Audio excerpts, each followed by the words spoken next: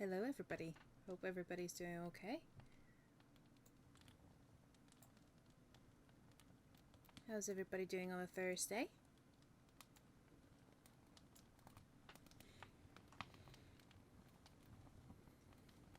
And also congratulations to C for redeeming first.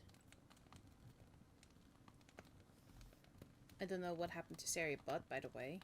Because Sari Bud was supposed to be in charge of all of this, and it didn't. So, yeah. Kinda need to figure things out a little bit of why it's not working today.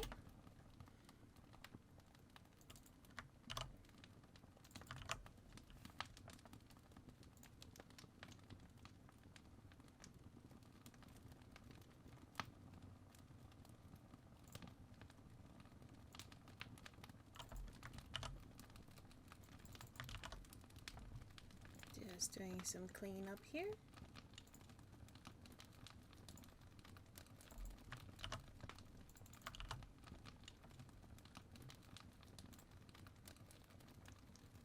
So yeah, as you guys probably can see from the stream title, I will be reading a book, which is The Fire Eternal from Crystal Lacey today. I know it's been a while since I've actually read one of the books from the series. The reason why I have put off of reading the book is because I have talked to them legally. Not that I'm in trouble or anything, but I have requested on doing what I'm doing, basically. The thing is, they said they rejected it, but they rejected it because they cannot categorize it. So I'm currently in a grayscale area at the moment. So I've asked permission. I told them what the content was. I explained what I'm be doing in regards to the reading, and they couldn't categorize it. So I'm currently in a grayscale area, basically. So they know what I'm doing, but they couldn't either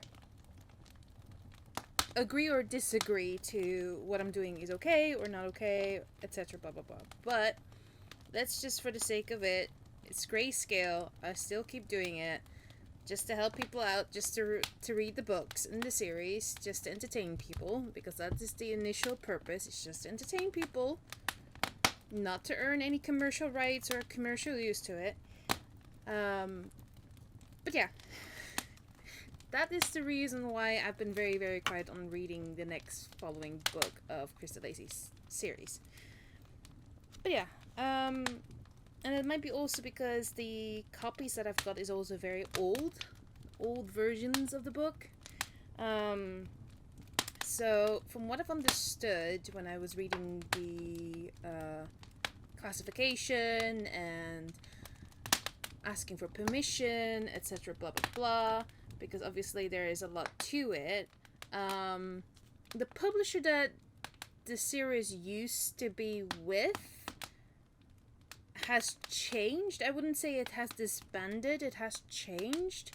So the ISBN number that originally I have for these books, it exists but doesn't exist, I suppose. Because when I send out the request to read the books, obviously for entertainment purposes, it doesn't come up with any of these books. So that's why I'm saying mine is a little bit of a grayscale area, because I'm using all the books. I'm only doing this for entertainment purposes. I'm not doing this for commercial use. I really don't know where I stand at the moment with this. So I'll just I will just continue reading, I suppose. Until I'm told otherwise. So yeah. So just to give everybody a context of what happened last time, basically from the last book, which was Firestar. We read The Fire Within. We've read The Ice Fire. We've read Firestar. we are now at book The Fire Eternal, which is a yellow golden dragon looking book. And for those, obviously you can see the image right there on the book right there on the table, actually. So yeah. The front is obviously a little bit like shiny, and then in the back it says, a new magic is stirring beneath the surface of the earth. 5 years, and by the way, if you have not read, or if you not have heard the story, the last few books that I've been reading a couple of months ago, spoilers! So, if you don't know about the story, I am so sorry if I'm giving you already spoilers, but anyway. The back cover says, 5 years have passed since David Rain, now a best-selling author, disappeared mysteriously in the Arctic. And slowly the ice is changing, bears are starving, dragons are rising, and the souls of the Inuit dead are haunting the skies. The spirit Gaia, goddess of the earth, is restless, aching to bring her might down upon these changes, but all living things may suffer if she does. As the weather grows wilder and the ice caps melt, all eyes turn from the north to David's daughter, Alexa. She is the key to stopping it, but can one girl save the world from the forces of evil, or will she disappear like her father? So, that is basically what the back cover is referring to, what will be happening in this book. So, opening the book right now, see the title, The Fire Eternal by Crystal Lacey.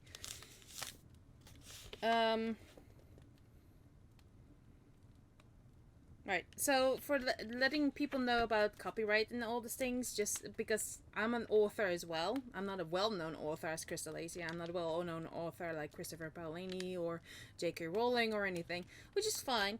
But I'm pretty sure when you read books, the first thing you get in the first few pages is, if you purchase this book without a cover, you should be aware that this book is stolen property.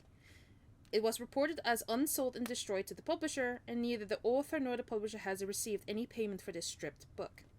Now, what they mean with this, if you're wondering, because I love to go into detail with these kind of things, I have the same text in my book, in the book that I've published. If it doesn't have an original cover, it's not sold by me, or it's not sold by the publisher, it's not sold by the printers. So either somebody has unauthorized access to the books, basically. So,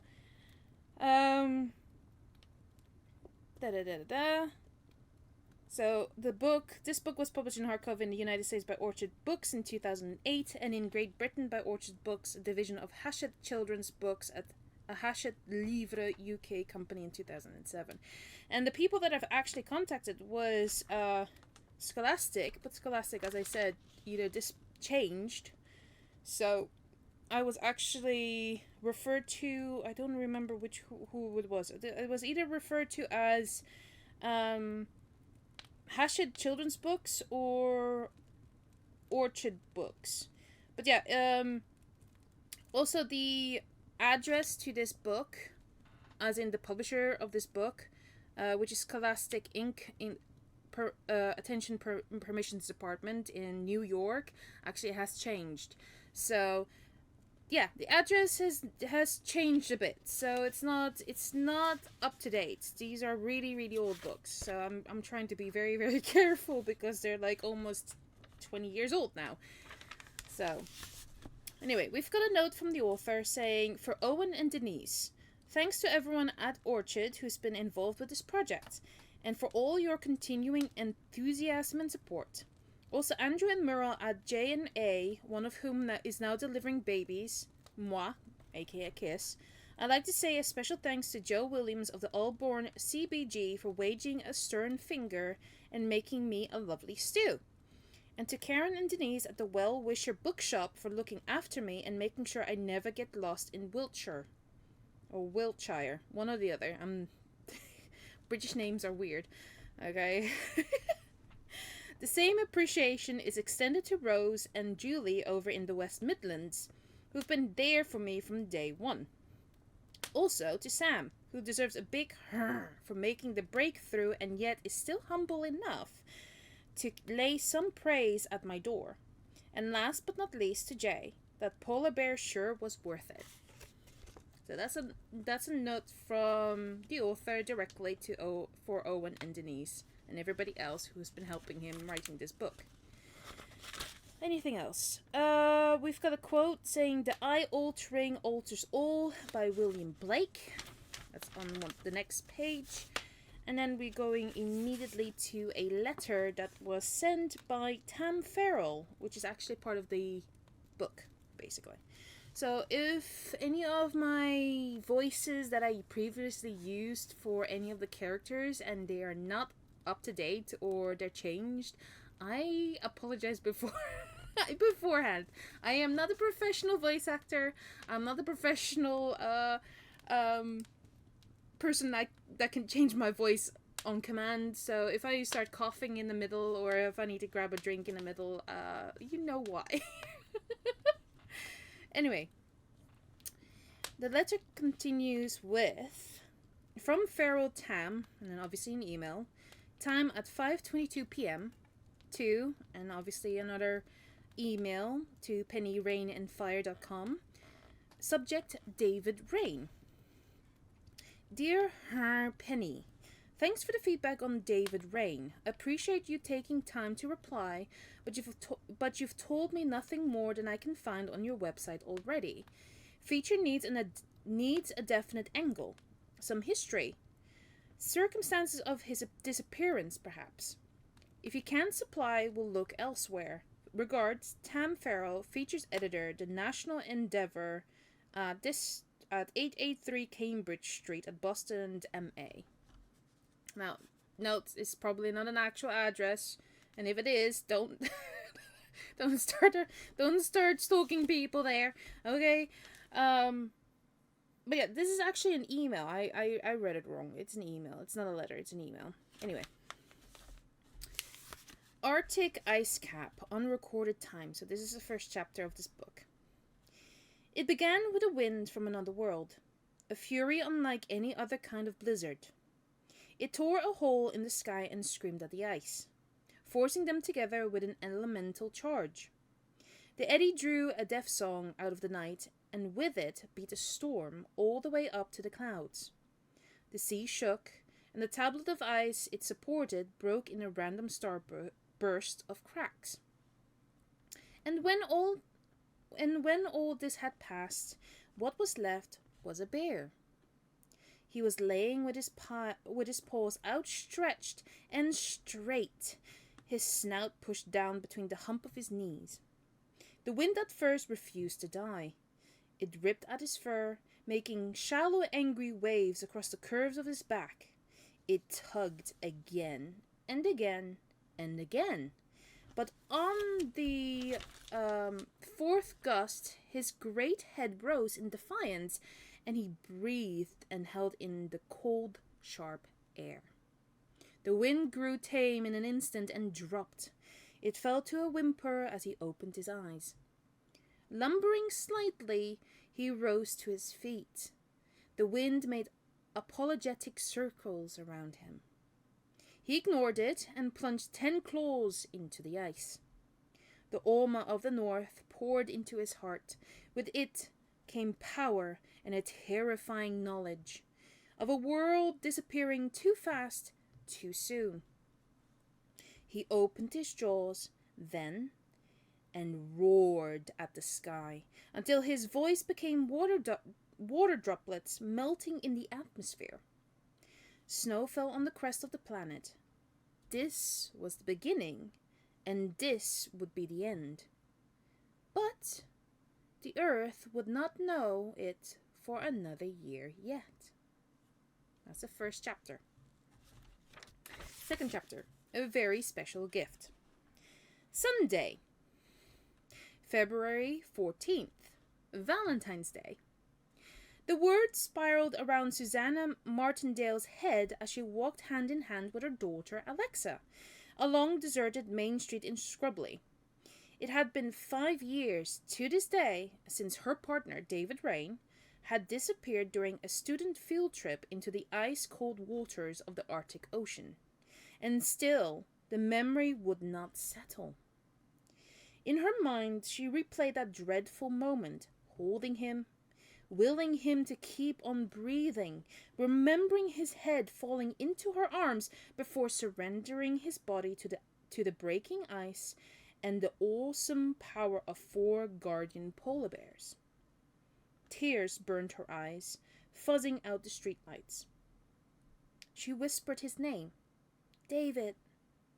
A gust of air as sharp as a blade replied, landing a crystal of ice on her face. She touched it, rubbing it into her tears. David, she said again, and squeezed Alexa's hand. Mommy, are we going to see Santa Claus? The sheer sweetness of the question made Xana chuckle. Such innocence could almost make her choke on joy. No, darling, we did that at Christmas. The little girl lifted her feet into a skip.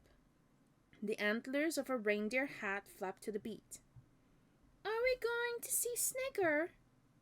Snigger, the quote-unquote hero of David's squirrel story. Now a bestseller and family favorite. Xana turned her head to one side. They were passing the precinct that branched off Main Street and led toward the library and the gardens beyond. Among those trees and twisting paths, David had first been inspired to write. No, baby, just to the shop. Said the child, and it wasn't really clear if she was satisfied by this answer or not. She changed her legs, almost stumbling for a pace or two. Careful, Xana said, and swung her to a stop. They were looking at a small bay window with slightly rotting frames and gaps in the putty. It was a shop, Xana's shop, and it was closed for the evening. The interior was locked and dark, but in one corner of the window, on a candlestick as gothic as a vampire's finger, a candle spilling lava trails was burning freely. Beside it was a card, a Valentine's card, a single red heart on a tall white background. It was open, but the words were difficult to read. Next to the card sat a small clay dragon. Ruffin! Cried Alexa, pointing to it. Said her mother. Don't forget the G. G! Repeated Alexa, and put her hand on the glass with just enough force to make it rattle. To no one's amazement, the dragon rolled his eyes in recognition. He lifted a paw and wiggled his slightly stubby little fingers. Alexa responded with a happy wave. What's Gruffin doing? She asked, pronouncing his name correctly this time. Just guarding, said Xana, and feeling overwhelmed, added quietly to herself, just guarding Daddy's flame. A gallery of pictures flashed through her mind. They gathered in a spear of ice in David's Rain's heart. She took a tissue from her pocket and dabbed her eyes. Lexi, I've got something for you. The little girl turned on her heels. Hold out your hands together in a cup. No stranger to presents, Alexa adopted the pose right away. Listen carefully, said Xana, dropping down on one knee. She brushed a curl of black hair off Alexa's forehead. Just give me one moment. Oh, that's why. You guys could not hear this. There we go. Listen carefully, said Xana, dropping down on one knee. She brushed a curl of black hair off Alexa's forehead. You know we talked about polar bears and the icy place they live? Yes, said Alexa, possibly hopeful of receiving one. Xana looked at her a moment and tried to frame the words. Those eyes. His eyes. That rich, dark blue. Unsettling and uncomforting all in one glance. Oh, unsettling and comforting all in one glance. Your daddy gave me a dragon there once. I want you to have him because Mommy can't take care of him anymore. The little girl frowned and tilted her head. Alright, so we got a break. I'm just gonna wait until everybody's back, because it's 1 minute and 16 seconds. So just take a moment to listen to the fireplace, I suppose.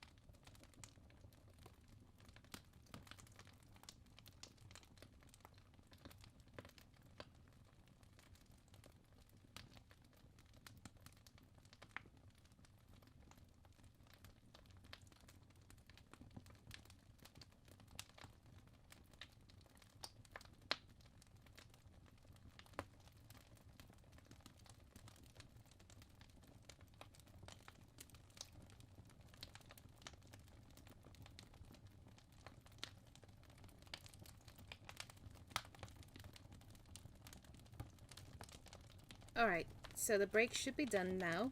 I think, maybe, perhaps. Welcome back, everybody, from the advertisement.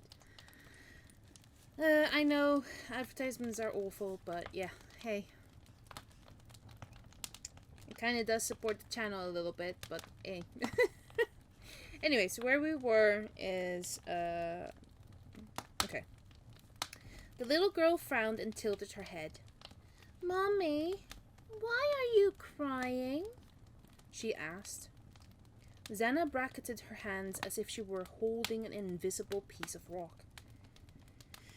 You have to look very, very hard to see him. But he's there. He's real. His name is Galant, and his is a flame that will never die out. She opened her hands as if she were scattering the ashes of her grief, and set Galant down on Alexa's palms. The girl looked thoughtfully at the space above her gloves. I like him, she said. Xana sobbed, and reaching out, hugged her daughter tight. I like you, she said, and I love you so much. Her pale lips tremored against the child's head. A second went by, then Alexa gasped. What? What is it? Xana drew back to look at her. Alexa turned her face to the open sky, and from out of the darkness came fairy lights. Snow. Third chapter. What Xana wrote. At the time that Xana was out with Alexa, something odd was going on in the house at 42 Wayward Crescent, where they lived with Elizabeth and Lucy Pennycettle, and Elizabeth's husband, Arthur. Another dragon called Gwendolyn was preparing for a mission. Gwendolyn belonged to Lucy. She was a special dragon made by Lucy's mother, Liz. Liz was a potter by trade and well known in the town of Scrubley for her extraordinary dragon sculptures. Though none that reached the marketplace there were quite as extraordinary as the ones that inhabited the Pennycettle household. Gwendolyn was just such a dragon. For years she had sat quietly on Lucy's bedside table, going almost unnoticed in the shadows by the lamp. Unlike the other special dragons in the house, she had never shown any kind of magical ability. But on Lucy's 11th birthday, when the girl's hair had begun to turn a deep shade of red, just like her mother's and her distant dragon ancestor Guinevere, Gwendolyn began to show an interest in something. Computers. It was a pursuit that mirrored Lucy's ambitions, but one that left the other dragons wary and suspicious. For they had seen Gwendolyn rise from obscurity to become the kind of dragon that understood data and symbols and code. It was unnatural, they thought, a little bit progressive. But Lucy was Lucy. She had dragon in her blood. So no one ever questioned it, and Gwendolyn was left to her own devices. No one bothered her or inquired about what she was doing, and this was certainly the case on the day that she stole Susanna Martindale's letter. Some people go to church, some people plant flowers, and some mark the anniversary of a loved one's death by writing to them. Bizarre as that might seem. Every Valentine's Day, Xana did just that. She would sit at her desk and compose a long letter telling David all that had happened that year. It was beautiful and romantic and healing and cathartic. And it annoyed Lucy Pennycattle to death. For she was never allowed to read them. Xana burned them afterwards, and she knew that with every word Xana wrote, she became more and more accepting of David's death. That was wrong in Lucy's mind. David wasn't gone. He couldn't be dead. He was just not here. So Gwendolyn was sent to assess the state of play. It was a good time, the only opportunity, in fact. Xana and Alexa were out somewhere.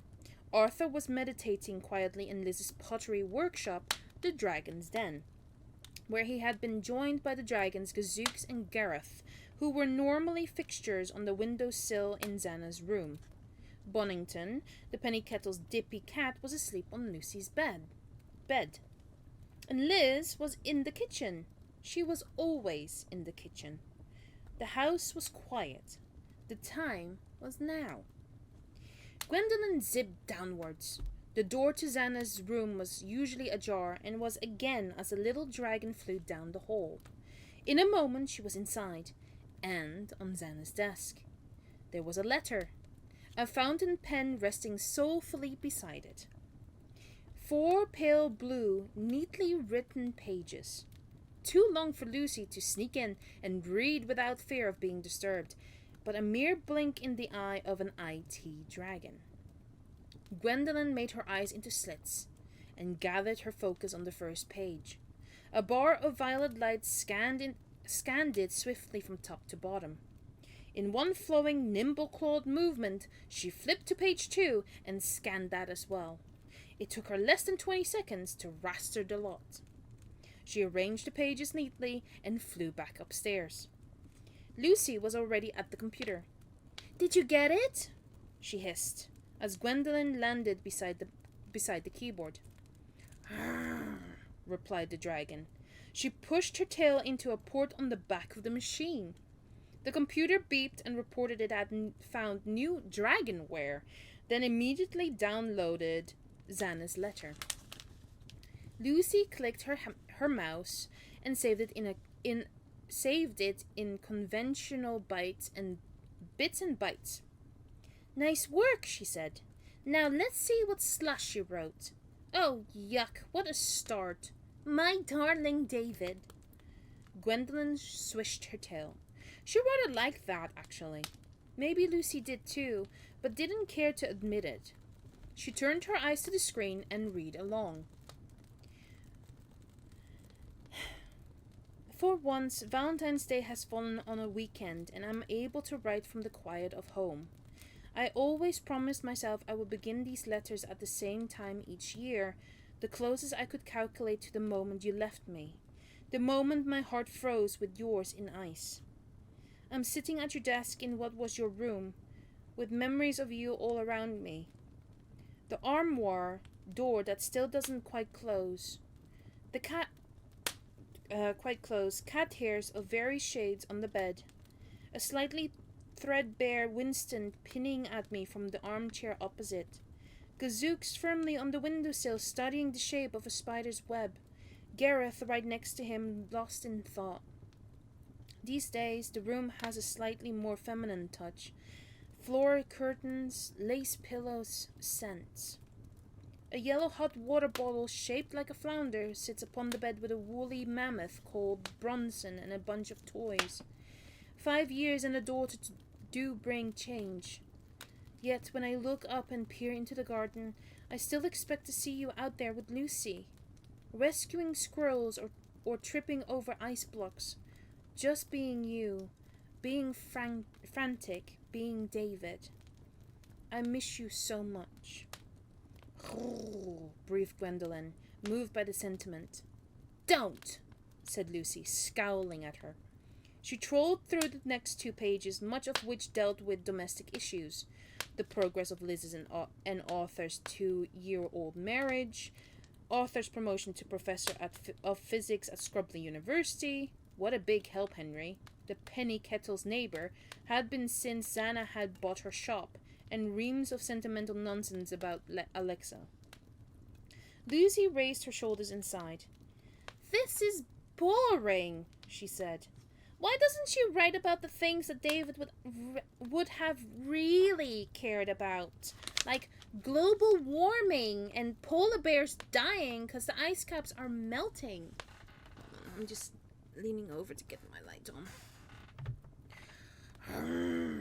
Gwendolen responded politely and pointed to a passage about David's book, White Fire.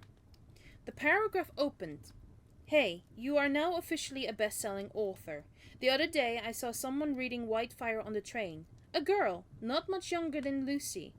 I could see her eyes just above the pages, panning back and forth as she devoured the text. One hand feeding her hair into her mouth. One hand feeding her hair into the mouth. Suddenly she turned to her mother and said, This is really, really good, Mom. It's as if the author knows what it's like to be a polar bear. That's scary, said Lucy, thinking back to what she and Xana had witnessed on that dreadful final day in the Arctic. A polar bear torched by the flames of a dragon. David speared by the ice. Bears all around him. A firestar pulsing in the northern sky.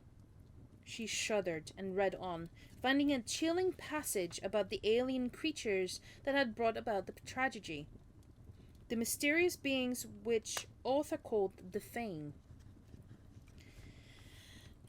It seems bizarre to think that we were ever attacked by thought forms from another dimension, even though you gave your life protecting us from them. I suppose, like anything else, our perception of that danger has altered with time. Even when Bonington is wowing us daily with his shape-shifting tricks, he turned into a small black panther yesterday and almost gave the mailman a heart attack. We tend to overlook the fact that the benign Fane being trapped inside him is responsible. But I know they're out there in some peculiar parallel universe, hovering on the edge of human consciousness and doing. Who knows what? But maybe that's the subject of another letter. And so we come to Lucy. Oh, here we go, Lucy said with a humph. She's 16 now and a real stunner. Flowing red hair, sweet green eyes, now turned completely from blue, and the attitude of a teenage warrior queen. The nerve! But true, thought Gwendolen. She's become so reclusive lately. Most days she will come in from school, go straight to her room, and disappear for several hours. We hear her tapping away at her computer, usually through a wall of music, but no one seems to know quite what she's doing. She's a genius at IT and even created a penny kettle website so that Liz could go on selling the dragons after she gave up her market stall. The school gave her an enterprise award with a certificate for her amazing lifelike animations. It's such a shame that she's become so withdrawn. Every now and then, she and Liz have a tense exchange about antisocial behavior. I used to worry that this was a problem with Alexa stealing all of Liz's attention, but if anything, Lexi is the one person Lucy bonds with the most. She plays with her, talks to her, babysits her sometimes, and generally seems happy to have her around.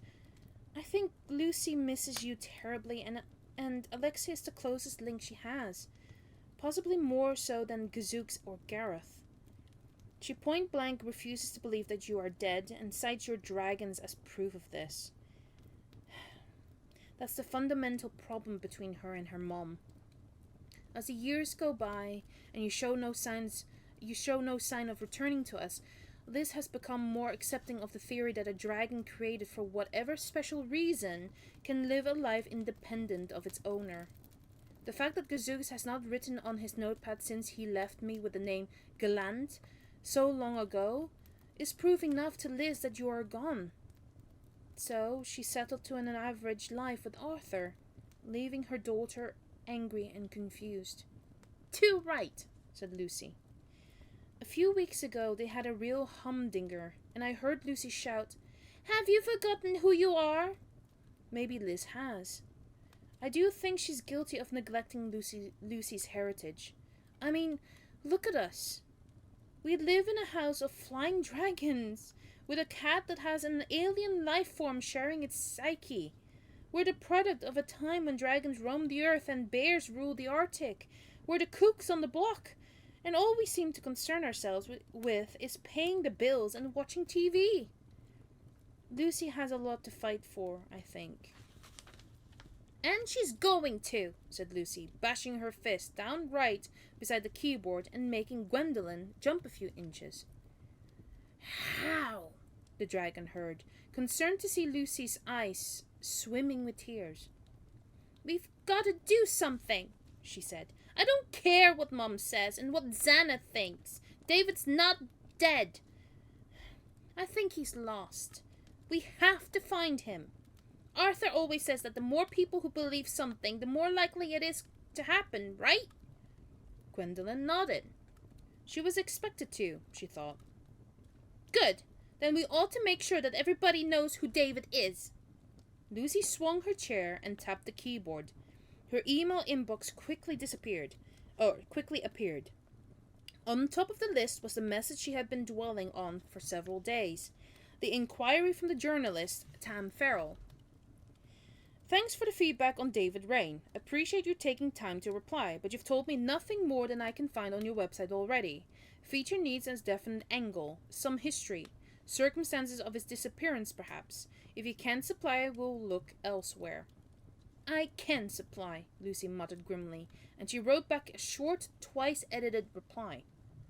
You don't know what you're getting into. Do this RGT, you get more info. Do this... I'm sorry. Do this wrong, you burn. She wrote... Oh, Lucy. So the way she wrote it was you, as in you, the letter U. Don't know, without the W, what you're, as in you are, getting into. Do this RGT, you get more info. Do this wrong, WRG, you burn. Lucy. Oh, you're so adorable. She adds on, the Healing Touch shop on Main Street, Scrubbley. Ask for Susanna. Ask for the actual number 4. Ask for Susanna. And then the email website, the official website of David Rain. Oh, that's my God, that's adorable. Oh, anyway. There, she said defiantly, and clicked on send. Time to wake the world up. Oh God, my eye. Oh, bear with me, I have something in my eye. Right, so we're at chapter 4 now? Jesus, we're going quick. So the title reads, Sea Ice Northwest of North Ostlandet Svalbard Archipelago Unrecorded Time. It was many years since Thoran had watched the winter die, but there was little else a bear could do in these months, except shelter, rest, and wait for the long night to reach its end. 4 days ago it had. He had seen the sun returning like a distant bird, its solar wings reaching out far across the north. setting the sea ice alight for miles.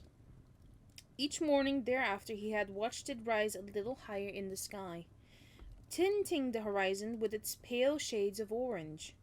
Warmth, spring, the promise of life. But it was not in a moment like this when they came. The sky was still half lit, moody, grey.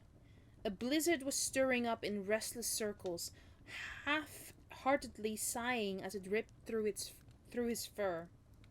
Those parts of his body given mortal senses, the ears, the eyes, even the black-tipped snout, were all beginning to fail him now.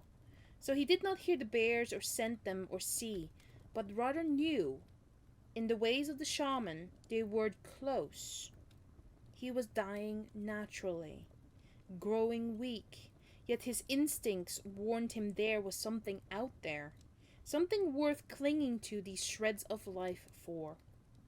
Not for him, the heart stopping on a long bed of ice, nor the frosted eye staring at an unchanging sky.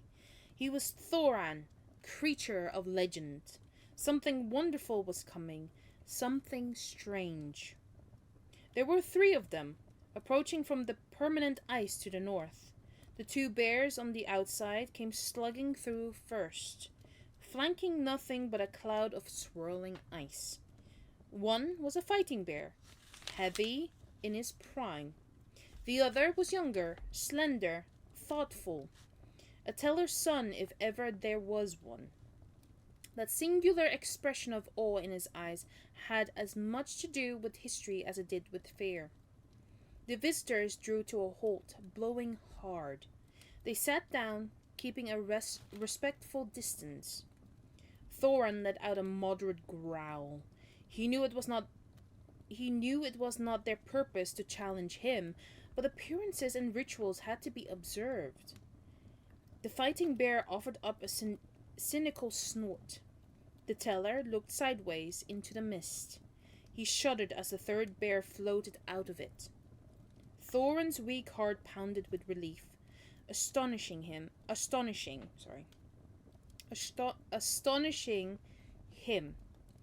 just as he had hoped. Only now the bear walked with magnificent grace, as if the ice were his servant and carrying his weight, not merely supporting it.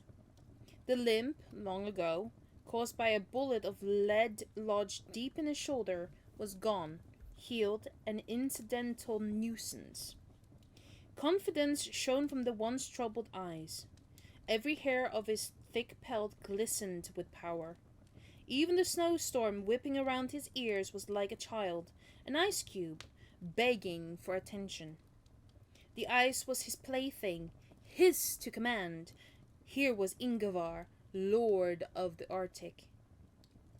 "You have walked a long way, Nanook," said Thoran, for on the last occasion these bears had met, they had been on the other side of the world. The fighting bear stiffened, visibly outraged by the informal greeting. But it was the teller that Ingavar chose to glance at, as if to say, "Remember this. Remember how this bear addressed me as a cub, for in many ways that is what I am to him, his novice." Ingavar swung his head forward in an arc. "This is your homeland," he said, looking west, though no trace of rock or glacier could be seen. Thoran opened his claws, feeling the wind run between them. Cold. "Where else would an old bear come to die?" He spread his paws and pushed himself upright, wobbling slightly as he tried to stand. The curves at his side fell inward, not out. The teller gulped, his empathy obvious. The fighting bear stared ahead, hard and unmoved. Ingavar said, "I need your help." The wind moaned and seemed to gather in Thoran's chest. "The North has changed, and I am not the bear I was." "Nor I," said Ingavar. The teller shuddered again. "This is Avrel," said his master, indicating the teller. Kylar to my right. They are here to witness a new beginning. Thoran put his head back and stared at the sky. It was shifting, making shapes making shapes from the cloud. Narwhal, seal, walrus, fox. His forepaws clenched and grated the ice, audibly catching in the brittle surface. "Where have you been, Nanook?" he asked. Avril noted what he thought was a tremor of betrayal. "Away," said Ingevar with measured reassurance. And in every reflection of his deep brown eyes he knew that Thoran saw an image of a fire star. "The north is dying," the old bear said. There was a drumming in his ears, a song of the Arctic. Above him the sky made pictures of the men. Ingevar raised his snout to the wind. "I have come to free you from the burden of carrying for it." The sky darkened then, and Avril caught his breath. A light had appeared in the ice beneath Ingevar. It was at once both blue and colorless blue. He watched it spread into his master's body, turning him from flesh and bone into what? He looked across at Kalar as if to say, "Do you see this? A legend coming to life? The fire that melts no ice is upon us." But Kalar clearly had.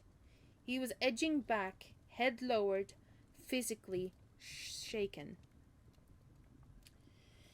He checked around his paws. The ice, there was a sound. Thoran tilted his head and stared into the radiating eyes again, looking for something that perhaps could not be seen. "When I was imprisoned in this mortal body, I heard the wind whisper that you had burned in the tears of Godith. Are you really the bear I knew?" Ingevar padded slowly forward, creating footprints of fire in the snow. On his forehead there now appeared a telling mark. 3 lines the North knew as the mark of Umara. He turned his head sideways, scissoring his jaws. White flames danced on his tongue as he spoke. One word was all he muttered. "Sometimes." "Then I am yours to command," said Thoran. And the ice fire leapt from Ingevar's mouth into the jaws of his old companion. Avril, remembering all he had journeyed and all he had seen, now added the following to his stories to tell.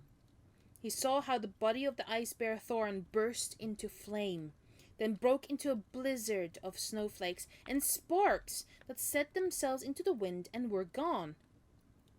And he noted keenly how the heart of the blaze appeared to move out of the body of Thoran into the body of his master Ingevar, and what change took place in Ingevar because of this. He saw the morning sun rise, he heard the ice moan, and he witnessed the brightest of auroras above. A spirit dance, a passing, a changing of ways, and when the lights had settled and all was darkness and spinning cold again, Ingevar, standing with his back to them, said, "Do you know of an island called the Tooth of Ragnar?" The fighting bear, Kalar, was disabled by sickness, the last contents of his stomach in a pool by his feet. So Avril answered for the 2 of them, saying, "Lord, the tooth was destroyed by—" He dared not go on. Some tongues said that the island had been brought down by Ingevar himself. Ingevar nodded. "In that vicinity, Kylar will find a raven, a bird frozen in a block of ice. He is to free its head and feet, but not its body. When he has done this, he will have it walk to me." "And me, Lord?" said Avril. "What am I to do?" "You are the teller of ways," said Ingevar. "You will walk with me." And he turned, and a legend was instantly recorded. He was Ingevar, Ice Bear, bringer of fire, ruler of the north, and his once brown eyes were blue.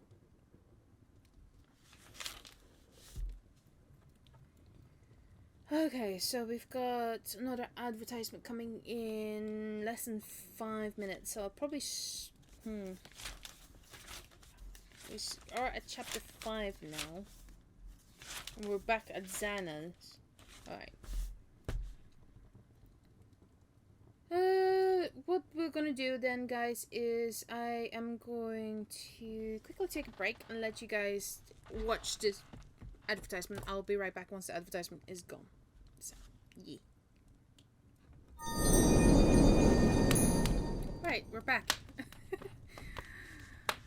Hopefully the advertisement wasn't that bad. I hope you guys got some time to, whatchamacallit, go to the toilet, grab you something to eat, grab you something to drink. I got myself a very quick drink, whilst I continue with reading. And a little snack, so. Anyways, we are at chapter 6 now, I believe, 5 or 6, one or the other, and the chapter is called The Healing Touch. So we dive right into it.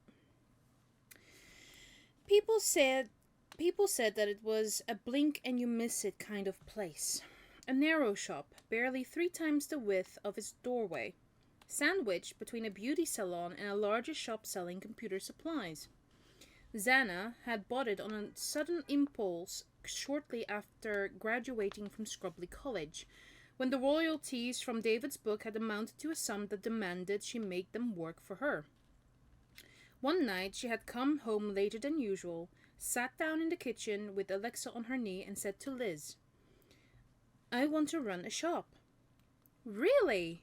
Liz had turned to her, sounding thrilled. Unlike Lucy, who had looked up from her homework and said, "Why?" in a cursory, offhand manner. Xana said, "It's something that I've always wanted to do. I was passing that real estate agent's bureaus in town, saw an ad for it, went in and got the sheet. It's on Main Street. It's perfect. I'd easily have enough money to put down a deposit." Liz patted her hand. "That's a super idea. What do you plan to sell?" "Anything new agey? Crystals, incense, semi-precious stones, gothic jewelry. I'd really love to make some. Books, cards, even some bags and clothing, perhaps." A magic shop?" said Lucy, twisting her nose. "I'd prefer Place of Enchantment," said Xana. Lucy gave a "Well, at least it's not your hippie veggie stuff.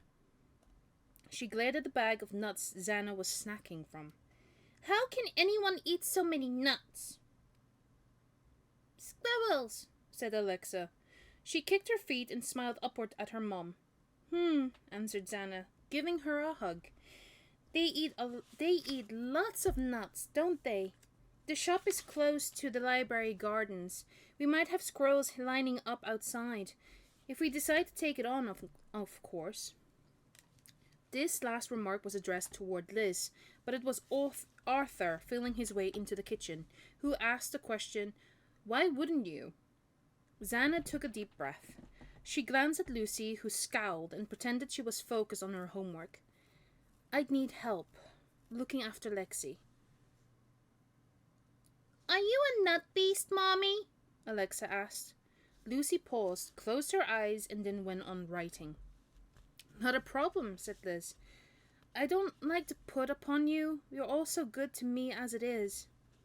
Liz cupped a hand around the back of Xana's head. "Sweetheart, it would be a joy," she said. "Do you have a name for the shop?" asked Arthur. "Yes," said Xana brightly. "The Healing Touch. Because everything in the shop will have therapeutic potential. I'm going to take some courses as well. I like to offer people aromatherapy and reflexology. To start." "Feet?" said Lucy. "You want to touch feet?" "Honey, don't. You'll fall over," Xana said to Alexa, as she tried to lean forward to touch her own toes. "Reflexology isn't always done on feet. It could be hands or ears." Lexi held her ears. "It's still gross," Lucy muttered. "It is not," said Liz. You have my blessing, Xana. I think it's wonderful. A great adventure, Arthur added, smiling. Thank you, said Xana. I appreciate that. There is one other thing I'd like to run by you. She waited till she had Liz's gaze again. I want to sell tinctures made from flowers. Liz glanced at Alexa, who was curling her hair in rings around her fingers. You want to involve Gretel? Gretel? They both glanced at Xana's special dragon, who was sitting on the table, casually jabbing an orange with a toothpick. Gretel was regarded, mostly by herself, as the most powerful dragon in the Penny Kettle household. She had the ability to make potions from flowers, anything from a sleeping potion to a hay fever cure. She can't, protested Lucy. She can't use Gretel's powers. Said Alexa. On top of the fridge, the listening dragon frowned and noted that the David child had literally said, In a level but guarded tone, Liz said, She can. If it's done by the right reasons, of course. But she's a... Lucy bit her tongue, an act that only made Xana glower. Go on, Lucy, say it. You know you want to. Witch, Sybil, spawn of Guilana, mad, bad, dangerous to know. Xana, said Arthur in a calming voice. All right, Liz chimed in. Everyone calm down. I do not like being a referee in my own kitchen. But... Oh, this is actually Lucy. But... Lucy, that's enough. Liz's voice was definite. Xana, you know I can't stop you from doing this, but please remember you have a great responsibility to use Gretel wisely and to keep us out of public eye. Is Guilana a dragon? Alexa asked. And that's just one reason why, Liz said. Xana nodded and answered her daughter's question. No, she said quietly, placing a protective kiss on her head. Forget I said that. Mummy was annoyed. She looked again at Liz. I wouldn't ever let you down. Liz filled a glass with water and raised it in a toast. Oh my god, I'm having glasses and I still cannot read properly. My god. Then we wish you well. Here's to success and the healing touch. And that was how it started. In the months that followed, Xana's life had been a turmoil of phone calls, deliveries, and general moving in. Fortunately, there were barely any structural changes to be made.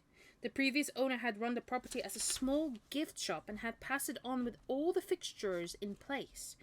Pine shelving racks occupied the two long walls, and a glass display counter faced the door. Behind it, curtained off by bamboo strips, were two utility areas that served as stockroom, preparation room, and kitchen. The two rooms upstairs were bare and dusty, but over the next 3 years, as her turnover increased and her reputation for producing effective lotions and potions expanded, Xana was able to decorate throughout and turn them into her consulting area for clients requiring her unique brand of healing. And so it came to be that one March morning, some 5 years after David Rain's disappearance, the door chimes tinkled and a young man with short, cropped salon-cut hair walked in. Xana was sitting on her stool behind the counter, resetting a tray of earrings at the time. Hi, she said. Feel free to browse. Thanks, he said, smiling, but not at her. His voice had traces of a soft Scottish accent. Oh my god, I cannot do Scottish accent. I'm sorry. I cannot do that. I cannot do a Scottish accent. I am so sorry. Can't do it. I need Bastion to teach me. I've got to have Bastion to teach me Scottish accent. He looked left and right, taking in most of the shop in one sweep. He pored over the card rack and dream catchers a moment, before a large block of amethyst caught his eye. He weighed it in his hand and put it back. Wasn't she a maiden turned to stone by the goddess Diana? Something to do with protecting her from tigers? Sorry? Said Xana. Amethyst, he said. In the Greek legend, Oh my god, I can't pronounce his name. Dionysus. If you guys are wondering which name it is Dionysus. So if I cannot pronounce it properly, I'm sorry. But it's a Greek person of a legend. He or no, it's actually she. Dionysus wept tears of wine and stained her purple. Something like that. She makes a beautiful crystal, don't you think? She makes a... Yeah. Oh my god, these sentences. Reset. Something like that. She makes a beautiful crystal, don't you think? Mind you, I have to confess that whenever I see stones cut and polished like this, they always remind me of the middle of strawberries, or those kiwi fruits sliced in half. Xana put the tray into the display case and locked it. Let me guess.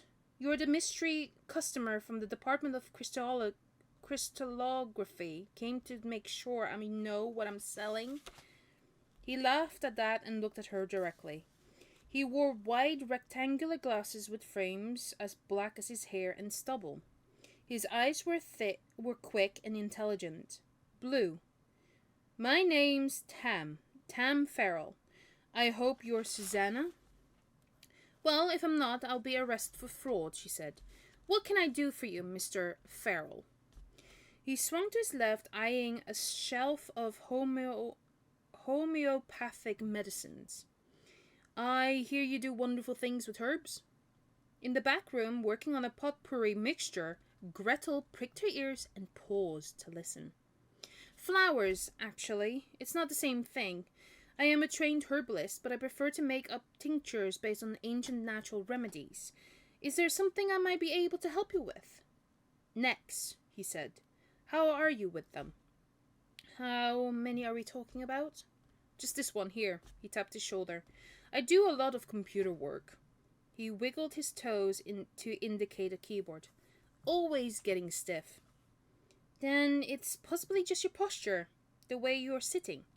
Tried all that, he said, looking around. Chair height, rests, none of it seems to make a difference. I get headaches, too. I work long hours. I don't believe the spine my doctor gives me. I don't believe the spine. Sorry, I misread that. I don't believe the spin my doctor gives me. There you go, that's a sentence. The spin. Not the spine. I was surprised that the doctor actually gave a spine. Never mind that. That is why I'm here, on the trail of something different. Xana reached for her date book. I'd have to book you in for a consultation. And what would that involve? I take your information, do a little basic reflexology, make an assessment. I take your information, do a little basic reflexology, make an assessment. If I think you need a tincture, I'll have one made up. He hummed indecisively. Sounds sort of deep. I was hoping for something over the counter, actually. Then there's a drugstore just down the road, she said. Ouch, he reeled, smiling, with a hand across his chest, giving Xana a chance to take him in fully. T-shirt, jacket, designer jeans. Casual, but street smart. Messenger bag, trendy. That was my ego hurting, not my neck, he offered. Didn't mean to offend. How much do you charge for a consultation? Xana considered his question for a moment. His humility was genuine. She was pretty sure of that. Give me your right hand. He offered it, palm up. She pressed the tip of his little finger, working down it with short, intense bouts of pressure. What's this you're doing? Zone therapy, she answered, leaning forward. Each organ of your body is represented by a specific point on your hands. By feeling the points, I can detect which parts of you have a blocked energy flow. If I massage the blocks, I should be able to stimulate the production of nutrients and blood to those zones. He nodded, taking the opportunity to look around a little more.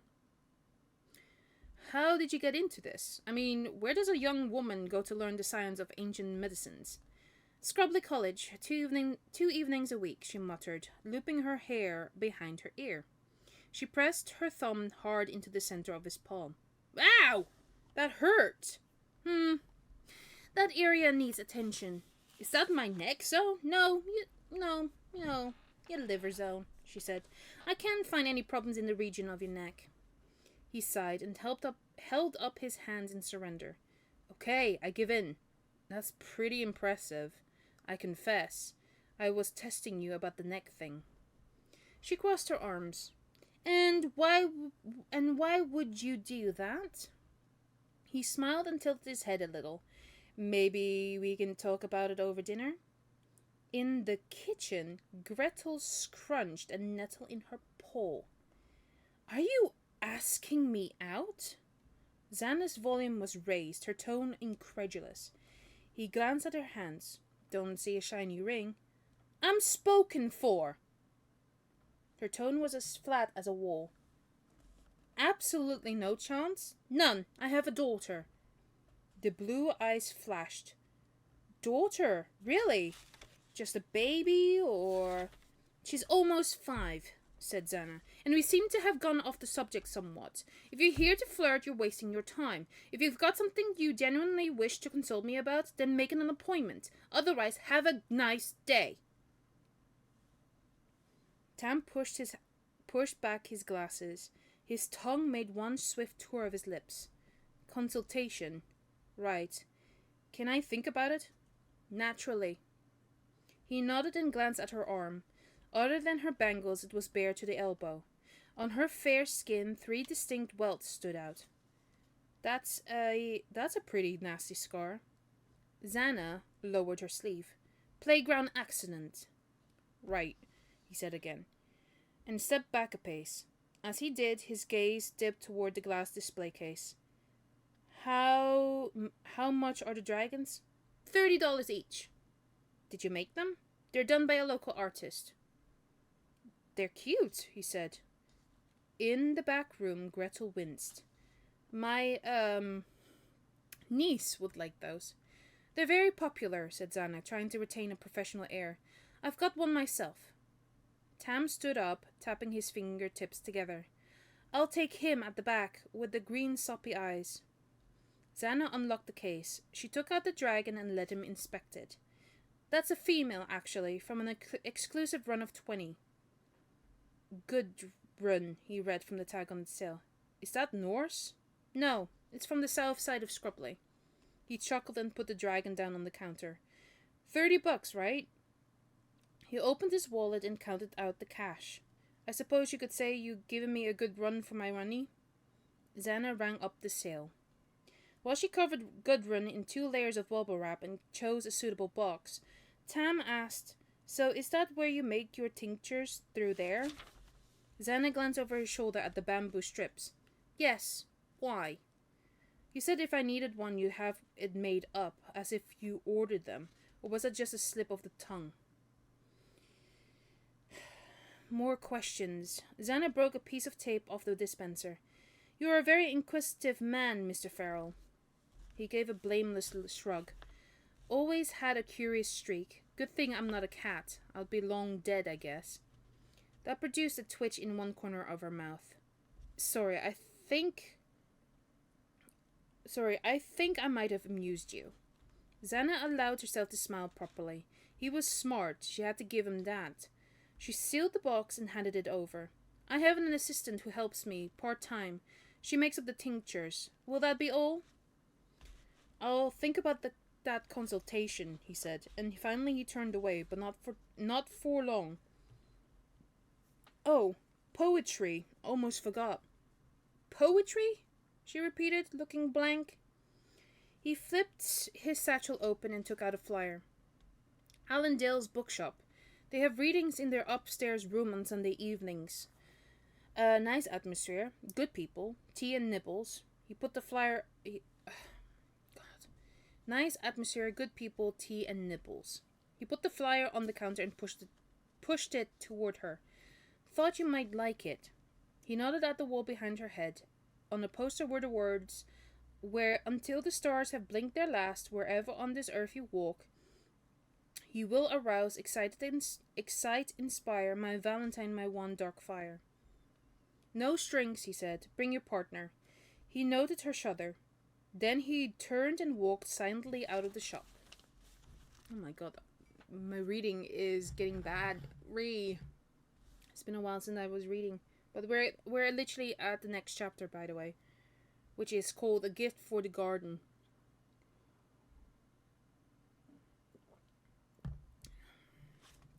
Oh my god, the first sentence is Lucy. Oh my goodness. Right. He asked you out? Gasped Lucy, almost jumping from her seat. Liz turned the car into a parking spot near the entrance to Benson's garden center. There's no need to sound so horrified, Lucy. You don't become an old maid at the age of 25. 6, said Xana. I'm 26. And very attractive at that, Liz added. She opened the door above a large grey puddle. A shower of sleet drummed ripples in its surface. More weather. More false predictions from the Weather Channel. The three of them stepped out of the car together. Lucy, on tiptoes, avoiding puddles, picked her way across to Xana. So what did you say? Xana thought about using her umbrella, but kept it close. I said no, of course. Lucy chewed her lip and nodded. What else did he ask? Why? What's it to you? Just asking, Lucy bristled. She folded up and shivered. It's not a crime, is it? Don't you start, you two. Liz was striding on already, getting out of the rain. We're here to buy plants, not start a small war. He bought a dragon, said Xana. Good for him, Liz said. The man can't be all that bad then, can he? Was he handsome? Lucy! Xana stared at her hard. What? Why don't you want to talk about it? Because it's meaningless. Yeah, so why'd you bring it up in the first place then? Liz stopped at the entrance and turned to face them, her feet rustling in the thick bristles of a welcome mat. You know, the way you two squabble, no one would ever believe that you weren't actual sisters. I suppose I should be grateful that there's only a sliver of a family connection, or we'd never see a day without bloodshed on the Crescent. I'm not going in here with a pair of you bickering like a couple of gnomes. Gnomes? Said Lucy. There was a group of them for sale on a pallet nearby. Liz, gnomes are gentle, Zan pointed out. Liz thought about it quickly. Not if you steal their fishing rods, she said, causing Xana to erupt with laughter. This is dumb, Lucy tutted. You two are insane. Hey! Liz scowled at her hard for that. Okay, truce, said Xana, knuckling Lucy's back. I admit I found Tam interesting. He was witty and yes, quite handsome in a hipster kind of way. But my commitment is to David and always will be. She picked up her skirt and jumped for dry land. So why don't you try harder to find out where he is? Lucy, not here, her mother said quietly. A ringtone sounded in Lucy's pocket. She was standing in the rain like a little lost child, and her eyes were tearing up when she spoke again. Maybe he needs us to make the first move. Xana looked sideways and saw of all things a caricature sculpture of a smiling grey squirrel. Your phone's ringing, she said quietly, and pushed the door of the garden centre open. Despite its war zone of a parking lot, Benson's was a comfortable, easy-going store that sold a wide variety of plants and trees, plus every kind of accessory the home gardener could wish for, as well as tools and foliage. There was also a well-stocked gift area selling everything from candles to spiced pears in syrup. It was here that Liz caught up with Xana. You okay? She whispered. She looped her arm and tugged. Xana sighed. Why won't she let go of it, Liz? Because she's 16. It's her job to be awkward. Every year she sees you writing a Valentine to David and she feels left out. So she has to compete for her own little part of him. She misses the man who wrote charming tales for the little girl that's still inside her. He's her hero and she loves him. End of story. But it's not, though. Xana threw up a hand. I love him dearly. You know I do, but I'm not forever trying to, resurrect him. A bright tear rolled down Xana's cheek. I want him back as much as anyone. She must know that, but he's never going to come back, is he? Is he? She sobbed and fell against Liz's shoulder. Liz turned her aside, guiding her away from the eyes of an over-inquisitive cashier. Shall I drive you home? No, Xana said, recovering quickly. She sniffed and cut the air firmly with her hand. This has to be faced. I have to deal with this and just think about Lexi. If David is anywhere, he's in her, right? Absolutely, said Liz, handing her a tissue. And Lexi is a wonderful reminder of him. But you have to think about yourself sometimes. David would expect nothing less, I'm sure.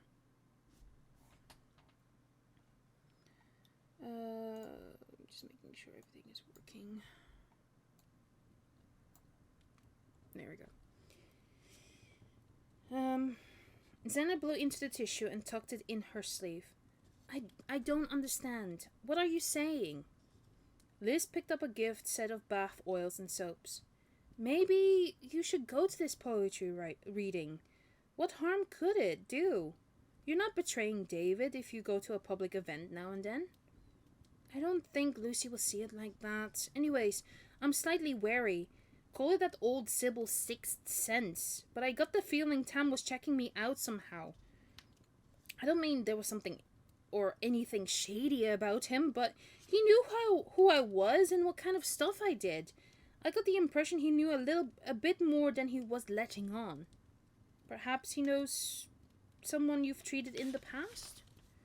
Maybe, said Xana, dropping her shoulders. Whatever, come on, let's buy plants. No, let's buy this. From a nearby shelf, Liz picked up an ornament, an arch-shaped door about a foot tall, with a mint green frame and 2 working copper hinges. It was painted with autumnal leaves and flowers to give it a rustic woodland look. What's that for? Asked Xana, opening and closing it. Fairies, Liz said, grinning like a child. You pop it in the garden, up against a wall, and the fairies come and go as they please. Xana rubbed her brow in despair. Liz, you've got to stop buying Lexi presents. She's spoiled to high heaven as it is. It's not for Lexi. It's for the garden, Liz said. But she'll be free to play with it if she wishes. She popped it into a wire basket. There, done. Now we'll buy plants. For the next 40 minutes, Xana and Liz trolled around together, chatting about nothing in particular. They managed to purchase an outdoor wind chime and a pair of thermal gloves for Arthur, but not a single plant made it into the basket. Liz was commenting on this irony when they walked into the cafe in search of Lucy. Thing is, when is the right time to plant anything now? You think you'll get frost and you wake up to butterflies. You think you're in for rain and you end up watering. On the news last night, they were warning us to expect winds at up to 90 miles per hour. We might see tornadoes. Tornadoes! Here! It's Gaia, said Xana. The planet's kicking back. Liz shook her head. I don't know. It's very worrying. Ah, there she is, on the phone as usual. Xana dropped a shopping bag on the seat beside Lucy, who almost knocked her milkshake over in surprise. Whoa! What's with you? Nothing, said Lucy, hiding her phone. Do you mind not creeping up on me? If we had known you were having a private conversation, we'd have left you in peace, Liz said. I was texting, Lucy said. Of course you were, Liz sighed, and dropped her bag onto a seat as well, only for Xana to say, I don't think I want that cup of coffee after all. Oh, great, said Lucy. So it'll be my fault you didn't get your caffeine hit. What is it with you? Xana said, squaring up. This time Liz did not intervene, and when Lucy realized no support was forthcoming, she stormed away saying, I'm sick of you two. I want to go home.